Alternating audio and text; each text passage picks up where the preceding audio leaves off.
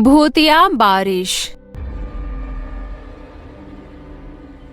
एक गांव में रात के समय मोहन और सुनीता नाम के दो पति पत्नी आंगन में आपस में लड़ रहे थे। मैं कह देती हूँ, अगर 2 दिन के भीतर तुमने मेरे लिए नई साड़ी नहीं ला कर दी तो मैं हमेशा हमेशा के लिए मायके चली जाऊंगी। अरे भाग्यवान, मैंने पिछले महीने ही तो तुझे नई साड़ी ला कर दी थी। उस साड़ी को तुम नहीं कहते हो, एकदम बकवास साड़ी थी। हाँ, वो साड़ी तुम चोर बाजार से लेकर आए थे। हे भगवान, मुझे उठा ले, मैं तंग आ गया हूँ। अब मैं इतनी महंगे महंगे साड़ियाँ कहाँ से ला कर दूँ? पैसे क्या पेड़ पर उगते हैं? वैसे पेड़ पर उगे या फिर हाथ पर, मुझे तो बस नई साड़ी चाहिए तो चाहिए।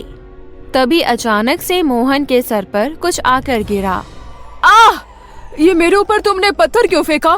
क्या तुम मेरा सर फोड़ना चाहती हो? पागल हो गए हो क्या? मैं इतनी पागल नहीं कि तुम्हारे सर पर पत्थर फेंकूंगी। मेरा बस चलता तो ईंट उठाकर फेंक मारती। आह! ये मेरे सर पर पत्थर किसने मारा? अरे भाग्यवान, जल्दी अंदर चलो, आसमान से पत्थर बरस रहे हैं। अपनी जान बचाकर घर के अंदर चलो। दोनों अपनी जान बचाकर वहाँ से भागने लगते हैं कि तभी मोहन की नजर जमीन पर पड़ती है।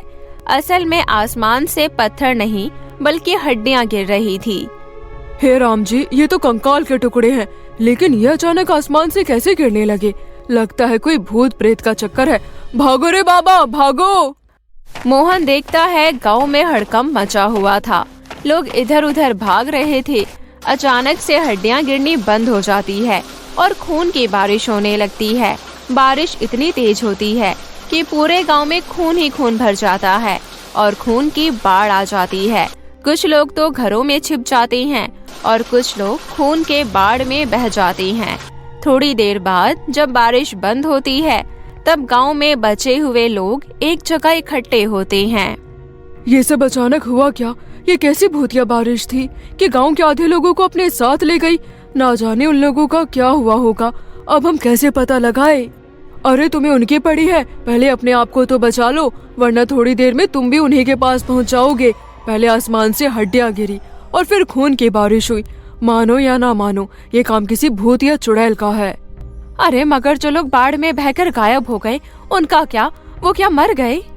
तभी गांव में रहने वाला शंकर नाम का एक आदमी बोला, क्या पता, लेकिन हमें गांव छोड़कर शहर चले जाना चाहिए, क्योंकि अगर खून की बारिश दोबारा हुई तो हम सब मारे जाएंगे। वहाँ खड़े गांव वाले शंकर की बात से सहमत हो जाते हैं, लेकिन एक औरत जिसका नाम रजनी था वो कहती है, नहीं, हम गांव छोड़कर कैसे जा सकते हैं? जब भूतिया बारिश हो रही थी तब मेरी बेटी मधु बाहर खेल रही थी, वो भी गायब है। हम सबको मिलकर बाकी लोगों को ढूंढना चाहिए। हम ऐसे कैसे गांव छोड़कर जा सकते हैं? तुम ठीक कह रही हो रजनी बहन, मेरी बकरी भी गायब है, मैं उसे ऐसे कैसे छोड़ सकती हूँ? अरे लेकिन वो सब गायब नहीं हुए, वो सब तो... नहीं शंकर भैया, इसके आगे अब कुछ मत कहना। अगर आपको जाना है तो चले जाओ, मैं तो गायब हुए लोगों को और अपनी बेटी को ढूंढ कर रहूंगी। अरे भाइयों, ये औरत पागल हो गई है। हम सब गांव छोड़कर चलते हैं, नहीं तो हम भी बेमौत मारे जाएंगे। इसे अगर मरना है तो शौक से मरे। सभी गांव वाले शंकर की बात से सहमत थे और गांव छोड़कर जाने के लिए तैयार थे। तभी अचानक आसमान में जोर से बिजली गरजती है और सब लोग डर जाते हैं। लगता है फिर से बारिश होने वाली है। अरे भागो रे, अपनी जान बचाकर भागो। अरे नहीं नहीं हरिया भैया, हमें अभी अपने अपने घरों में छुप जाना चाहिए। यहाँ बाहर रहना या फिर कहीं भागना खतरे से खाली नहीं है। अभी सबसे ज्यादा सुरक्षित जगह हमारा घर ही है। पूरे गांव में भगदड़ मच गई और सभी अपने अपने घरों में जाकर छुप गए। तभी आसमान से एक भयानक चुड़ैल जमीन पर आती है और जोर जोर से हंसने लगती है। हा हा हा हा हा हा। मैं हूँ भूतिया बारिश करने वाली चुड़ैल और मैं अब तुम सब बचे हुए लोगों को भी खत्म कर दूंगी।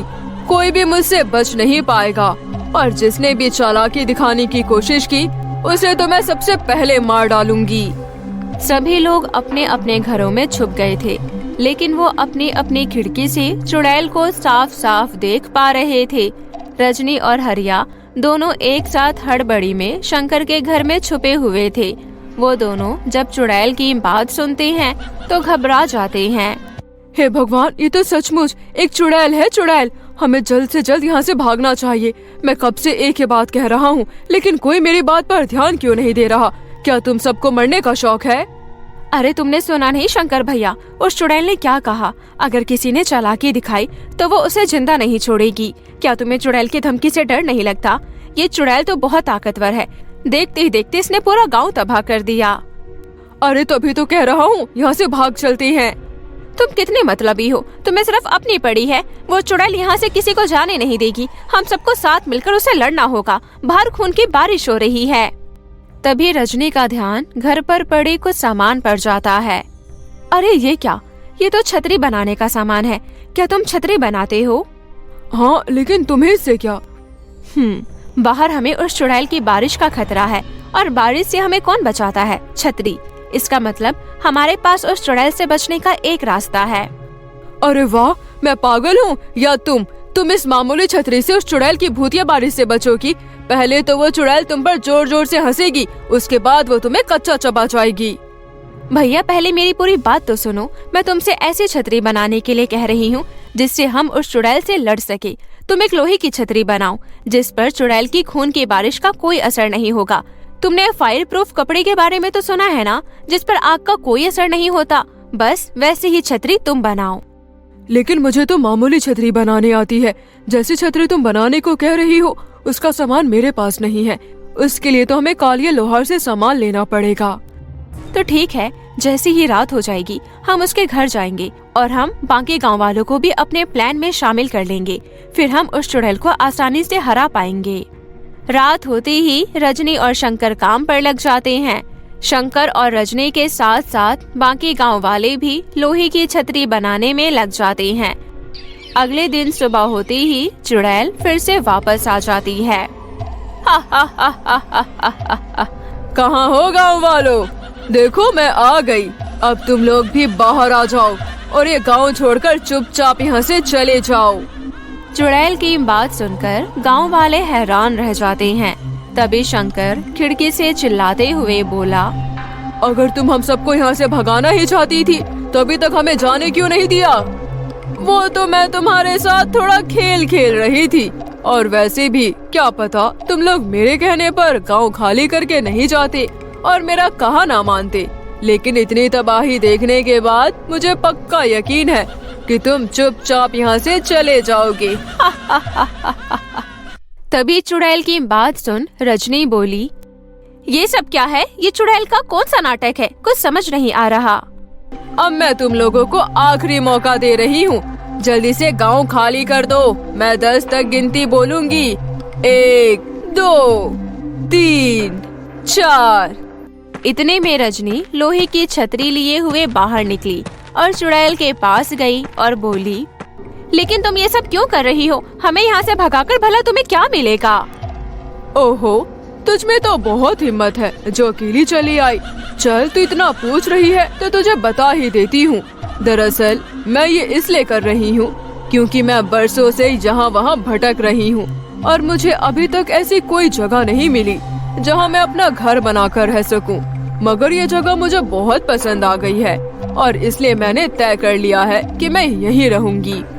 नहीं, हम कहीं नहीं जाएंगे। ये हमारा गांव है और कोई यहाँ से जाएगा तो वो हो तुम। अच्छा, तो फिर ठीक है। अब जो भी कुछ होगा उसकी जिम्मेदार तुम खुद होगी। इतना कहकर चुड़ैल फिर से अपनी भूतिया बारिश शुरू कर देती है। लेकिन अब कोई भी उस चुड़ैल से नहीं डरता है क्योंकि शंकर ने अपने बनाए हुए लोहे के छाते सब लोगों में बांट दिए थे। देख लिया ना चुड़ैल की बच्ची, हम तुझसे नहीं हारेंगे। अब तुझे यहाँ से जाना होगा क्योंकि अब तुम हमसे हारने वाली हो। अरे नहीं, ये सब क्या हो रहा है? और मैं क्या करूँगी? कैसे लोगों को भगाऊंगी? नहीं नहीं, मैं लोगों से हार नहीं सकती। भूतिया बारिश का इन पर असर क्यों नहीं हो रहा? इतना ही नहीं, रजनी ने अपनी सूझबूझ का इस्तेमाल करके शंकर से एक बहुत बड़ा बक्सा भी बनवाया था जिसके अंदर लोहे के अंगारे भरकर रखे हुए थे। गांव वालों, यही सही मौका है। जल्दी से बक्से में रखे गरम लोहे के अंगारे इस चुड़ैल पर फेंक दो और इसका सारा खेल खत्म कर दो। इसने हमें बहुत परेशान कर लिया है, अब इसकी बारी है। सही मौका पाते ही गांव वाले उन अंगारों को चुड़ैल के ऊपर फेंक देते हैं और चुड़ैल जलन के मारे तड़प उठती है। फिर देखते ही देखते चुड़ैल उन अंगारों से जलकर राख हो जाती है और रजनी की समझदारी के कारण गांव के लोग बच जाते हैं। गांव से थोड़ी ही दूर ढूंढने पर रजनी को अपनी बेटी मधु और गांव के बाकी लोग भी मिल जाते हैं और सब गांव वाले खुशी खुशी अपना जीवन बिताने लगे।